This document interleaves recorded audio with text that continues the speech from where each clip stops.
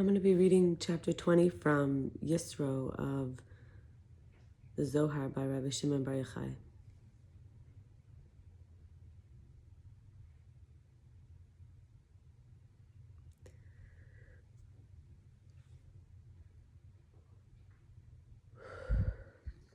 We are told here of God's admonitions to his chosen people so that they'll merit the world to come and be worthy of the heaven above, Zer Anpin, and the earth below, and the earth above, Malchut. Rabbi Shimon explains that the heritage of Jacob bestowed through Isaac's blessing means that Jacob and all his descendants will be revived by the dew of heaven that is raised from the dead in the time to come. When Elohim spoke, each word rose and descended, was watered with the heavenly dew, encircled Yisrael and brought back their souls. And it was engraved upon the tablets of stone, and each word was like a treasure house full of precious secrets, and laws. He who occupies himself with the study of the Torah of its secrets and laws is safe in the fire of Gehenna. And this is true, and this is due to the merit of Abraham, who pled for the children of Israel. Lastly, we're told that the smoke that came out of Sinai was the Shekhinah who manifested herself there to the people. 3:31, and Elohim spoke all these words, saying in Shemos, Exodus. Rabbi Yehuda opened the discussion with the verse and said,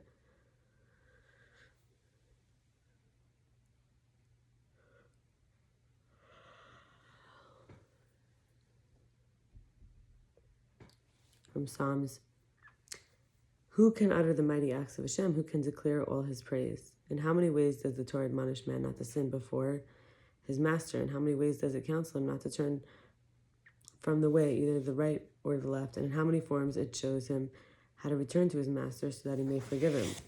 We've learned that the Torah has given a man 613 counsels in order so that he may be perfect with his master, for his master desires only his good, both in this world and in the world to come, but especially in the world to come, since whatever good the Holy One, blessed be he, bestows upon man in this world is taken from the sum of good which he is entitled to receive in the world to come. Why is that? Because the world to come is the possession of the Holy One, blessed be he. We have learned that the comparison between this world and the world to come is this, an antechamber compared with the whole itself. The reward of the righteous is his very own, as it is written of the tribe of Levi, therefore shall they have no inheritance among their brethren. Why? Because Hashem is their inheritance. That's from Deuteronomy, Devarim. Happy is the man who is entitled to receive such a supernal heritage, for he merits it in this world and in the house of this world, as well as in the world to come, in the heavenly holy house, as it is written, and to them will I give in my house and within my walls a memorial. That's from Isaiah. Happy is the portion of the righteous for being worthy to dwell with the king in his own house. Rabbi Shimon said, happy is the portion of the righteous who's worthy of this, as it is written, then shall you delight in, literally above Hashem. That's Isaiah, Yeshaya. It's not written in Hashem, but above Hashem, namely in the place from which the upper and the lower worlds are derived, and for which they yearn, of which it is written, from where, Ayin, comes my help. Psalms, referring to the sphere of Keter, which is called nothingness. And it is also written, and came to the Ancient of Days and they brought him near him. That's from Daniel. Namely, Keter, which is called the Ancient of Days, the desire and the delight of the righteous is to look at the splendor whence all light issues and all celestial crowns, which are the Sphirot, are drawn.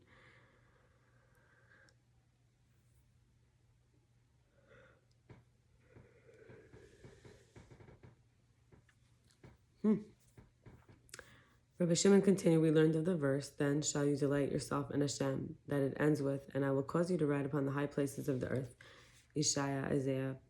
This refers to the place called the high places of the earth, which is above the earth, which is Malchut, and is called earth and heaven, namely Zer Anpin, as is written, the high places of the earth, for heaven is above the earth. Rabbi Abba continued with more explanations. It's not written, shall you sit, but rather, shall you delight yourself, literally above Hashem, namely heaven, which is Zer Anpin, for it's written in Psalms, be you exalted, O Elohim, above the heavens. That is Zer Anpin. And I'll cause you to ride upon the high places of the earth, refers to the land of the living, which is Malchut,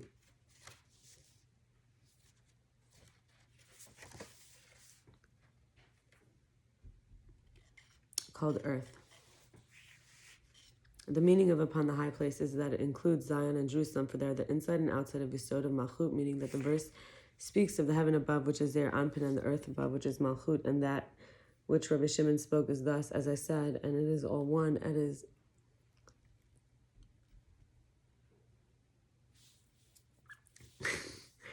and as written, and came to the Ancient of Days, and all amounts to the same. Rabbi Abba asked Rabbi Shimon, may my master explain the verse, and I'll cause you to ride upon the high places of the earth and feed you with the heritage of Jacob your father. Rabbi Shimon answered him, it was already explained that the delight and pleasure are as written above Hashem, which is above, namely Keter, and it is written, and came to the Ancient of Days, and they brought him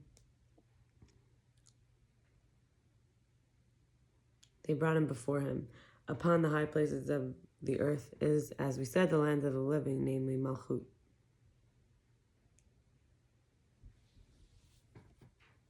And feed you with the heritage of Jacob your father has the same meaning as the verse. Therefore the Elohim give you the dew of the heaven. The dew of heaven means the heritage of Jacob, and when Isaac blessed Jacob, he alluded to heaven, which is Zeir Anpin, and he gave him the blessing that all the descendants of Jacob in the future will be revived by that dew, as is written, therefore the Elohim give you. Only you, and not to someone else, the dew of heaven is that which by which the dead will be revived in the days to come, for that dew issues from Atika Kadisha, the holy ancient one, to Zeir Anpin, which is called heaven and resides in heaven. Rabbi Abba thought of the verse and said, now everything is clear, and I see that there is more significance in Isaac's blessing than I thought.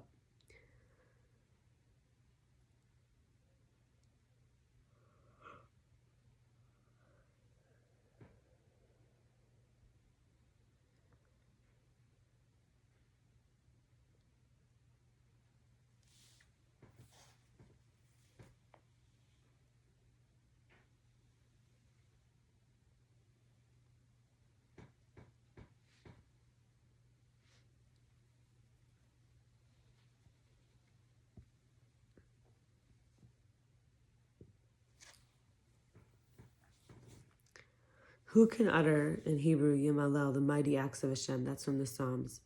He asked, why does it say utter instead of tell? Rabbi Chia explained the answer by citing the verse, then you may pluck the ears, melilot, with your hand, in Devarim, Deuteronomy. They're so called, for one has to separate the grains from the ear by plucking, melila, with the hands, and then it says utter. It means that one should separate and cancel the judgments of Hashem.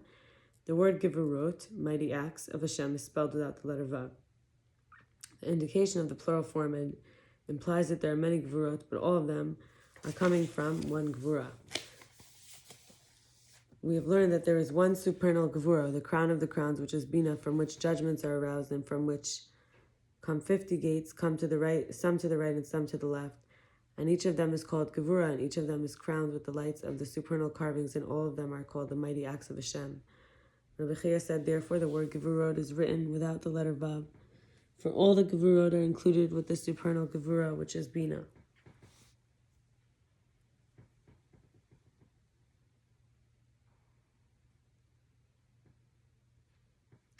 The closing part of the verse is, who can declare all his praise?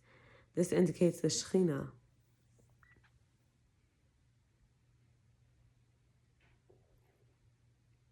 I have to back up and read it again. We've learned that there is one supernal gevura, the crown of the crowns, which is Bina, from which judgments are aroused, and from which come 50 gates, some to the right, some to the left. And each one of them is called gevura, and each one of them is crowned with the lights of the supernal carvings, and all of them are called the mighty acts of Hashem. Rabbi Chia said, therefore the word gevurot is written without the letter vav, for all the gevurot are included with the supernal gevura, which is Bina. The closing part of the verse is, who can declare all this praise? This indicates the Shekhinah, which is the most precious glory of the Holy One, blessed be, as it is expressed in the verse of Habakkuk. His glory covered the heavens, and the earth was full of his praise. Rabbi Shimon said in a verse, and a river went out of Eden to water the garden, and from thence it was parted and branched into 4 streams. The name of the first is Pishon, that's in Genesis. Those rivers which came from that river which comes forth from Eden have names, but what is the name of the one which comes out of Eden? Rabbi Shimon says that its name is Yuval, for it is written, and that spreads out its roots by the river, Yuval. Jeremiah, and nor shall it cease from yielding fruit. The reason that it shall not cease from yielding fruit is that it spreads its roots by the river, which is Bina, therefore is written like a spring of water whose waters fail not. Yeshaya. For the plenty which comes forth from the Bina never ceases, therefore it's written, a river went out of Eden, it comes out of it and never ceases. Rabbi Shimon cited the verse from Shemos Exodus, and Elohim spoke all these words. It says spoke and not said, because spoke denotes announcing in a loud voice. We've learned at the time that the Holy One blessed be revealed himself and began to speak, the celestial and terrestrial beings began to tremble, and the souls of Yisro left them. We learned that word soared from above downward, being engraved upon the four winds of the universe on its way, and then rose again once more and again descended. When it rose up, it was filled with the mountain of pure balsam, and it was watered with the heavenly dew. Then it circled Israel and brought back their souls. Then it turned back and was engraved upon the tablets of stone, and so it was with each and every word. Rabbi Shimon said that every word contained all manner of legal implications and derivations, all the laws concerning reward and punishment, as well as the mysteries and hidden aspects. Well, for each word was like a treasure house full of precious things.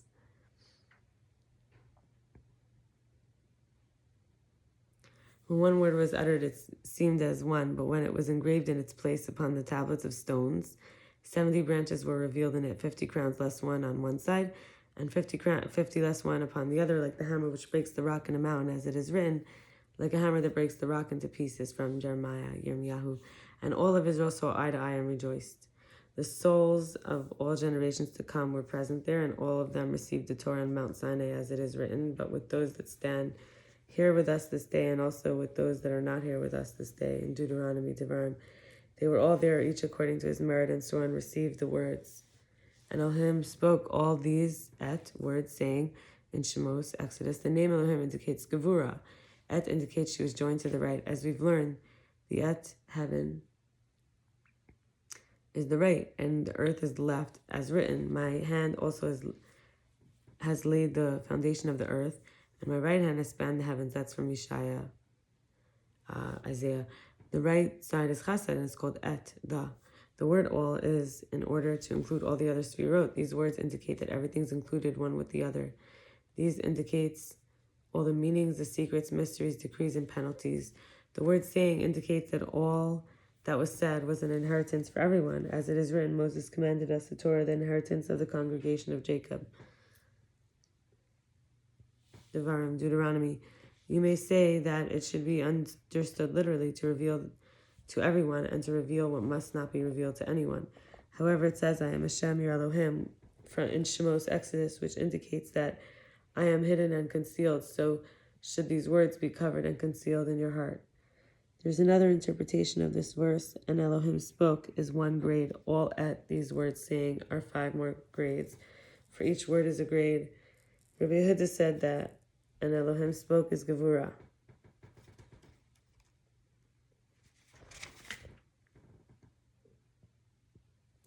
Et is the right side, which is chesed, and all includes both Gevura and chesed. Rabbi Yitzchak said, all includes Abraham, for it is written, and Hashem had blessed Abraham in all things.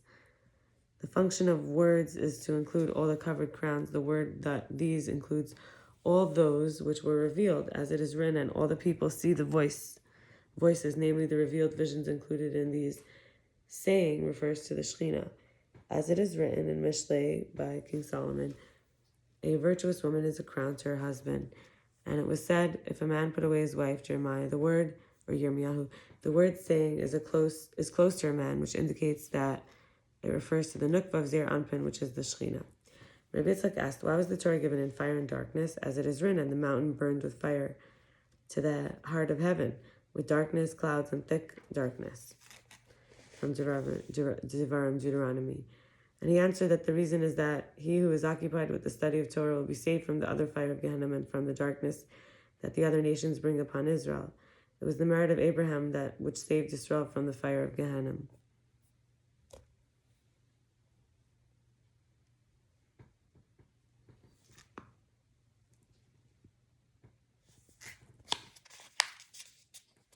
As we've learned, the Holy One, blessed be He, said to Abraham, as long as your children shall study the Torah, they'll be safe from fire and darkness.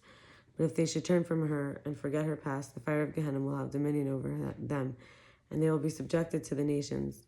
Then Abraham said to him, may things not come to pass, the fire of Gehenna and exile with these two knots. If it pleases you, let them escape the fire of Gehenna and go into exile and become enslaved to other nations until they return to you. The Holy One, blessed be, answered him, so it be then. And so it was, as it is written, unless their rock had sold them.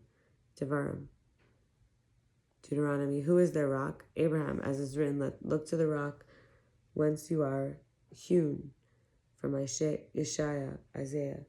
And Hashem had shut them up, refers to the Holy One, blessed be, who agreed with him.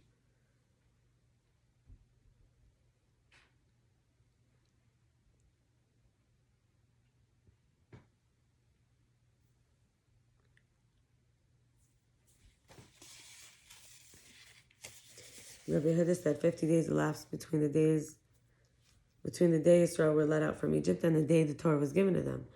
What was the reason? Rabbi Yehuda said, in order that the number of days should correspond to the number of years of Jubilee, which is Bina, as is written, and you shall hallow the 50th year, namely the 50th gate in Bina. That was from Vayikra, Leviticus.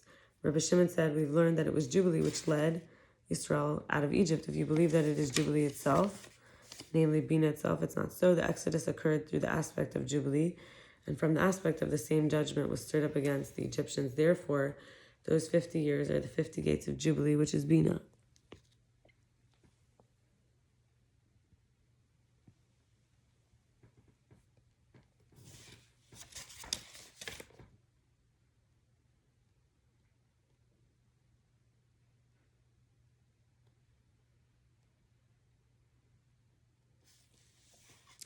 We learned that the deeds in Egypt are mentioned 50 times in the Torah. And in all those times, words of praise are said. For example, who brought you out of the land of Egypt, from Shemos, Exodus, and brought you out from Devarim, Deuteronomy. And by strength of hand, Hashem brought you out. By strength of hand, Hashem brought you out from this place, Shemos, Exodus. 50 times exactly and no more, since all is adorned with Jubilee, which is Bina, and from the side of Jubilee, everything comes. And there are 50 gates to Bina. Therefore, the Torah, which comes from Gevurah, is crowned in the night, as it is written, from his right hand went a fiery law for them. Devarim, we have learned, Devarim is Deuteronomy. We've also learned that when the Torah was given, there were 5 voices, Chesed, Gevurah, Tiferet, Netzach, and Hod, in Bina. And all of these were seen in them, included in them, and crowned in Bina. Rabbi Shimon said, at the time Yisrael received the Torah, that Jubilee, which is Bina, crowned the Holy One. Blessed be He who is there Anpin, as a king is crowned in the midst of his host. As is written, go forth, daughters of Zion, and behold King Solomon with the crown, with which his mother crowned him, from Shir Shirim, Song of Songs by King Solomon. Who is his mother? It is Yovel, for Bina is called Jubilee, which is Yovel in Hebrew. And she is the mother of Zeir Anpin, called Solomon. The Jubilee was crowned with joy, love, and perfection.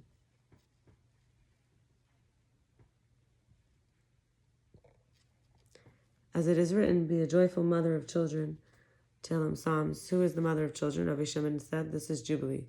Rabbi Yehuda said concerning this, it is written, let your father and your mother be glad, and let her who bore you rejoice.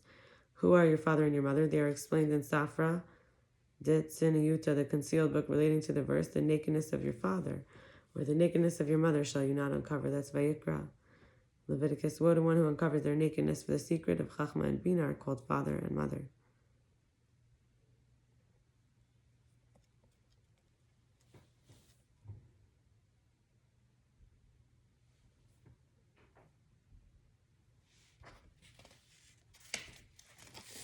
Rabbi Yitzchak said, we've learned that at the time that the Holy One, blessed be, revealed himself in the mountain, on Mount Sinai, the mountain began to shake, and all the mountains on earth trembled and quaked, and they rose and fell until the Holy One, blessed be, stretched out his hand and calmed them, and a voice was heard proclaiming, what ails you, O you sea that flee, O Jordan that you driven back, you mountains that you skip like rams. That's from Tehillim,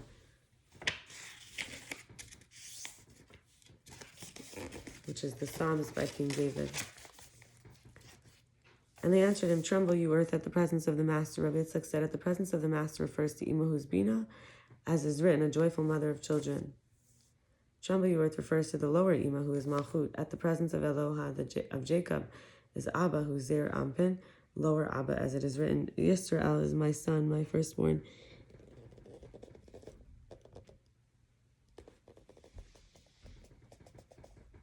That's from Shemos, Exodus, meaning Zer Ampin, which is called Yisrael. And of that it is written, the crown with which his mother crowned him, his mother being Bina.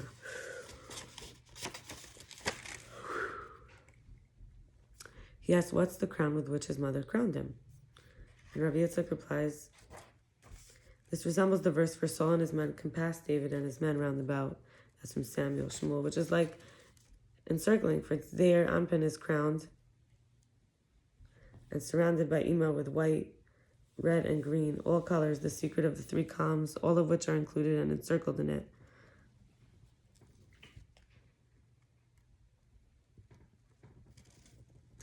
Rabbi Yehuda asked, in the verse, the crown with which his mother crowned him, what is the crown? It has the same meaning as in Yisrael, in whom I will be glorified, from Yeshaya, Isaiah, and I will glorify the house of my glory, Yeshaya, Isaiah, and I will glorify the house of my glory. Namely, the first three Sfirot, which are the glory of Zer Ampin, which is called Yisrael, and also Tiferes.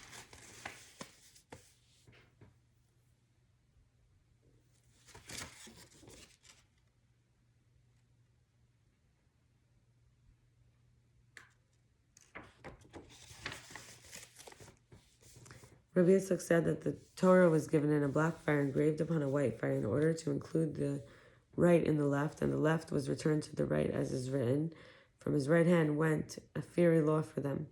Rabbi Abba said, when the smoke came out of Mount Sinai, a fire ascended and was crowned with it openly and looked like cluster, and it flared again, and it flared high and dwindled again, and all the aromas of Gan Eden, the Garden of Eden, were blended in that smoke, having the colors white, red, and black, as is written, perfumed with myrrh and frankincense, with all powers of the merchant. That's from Shir and Song of Songs by King Solomon.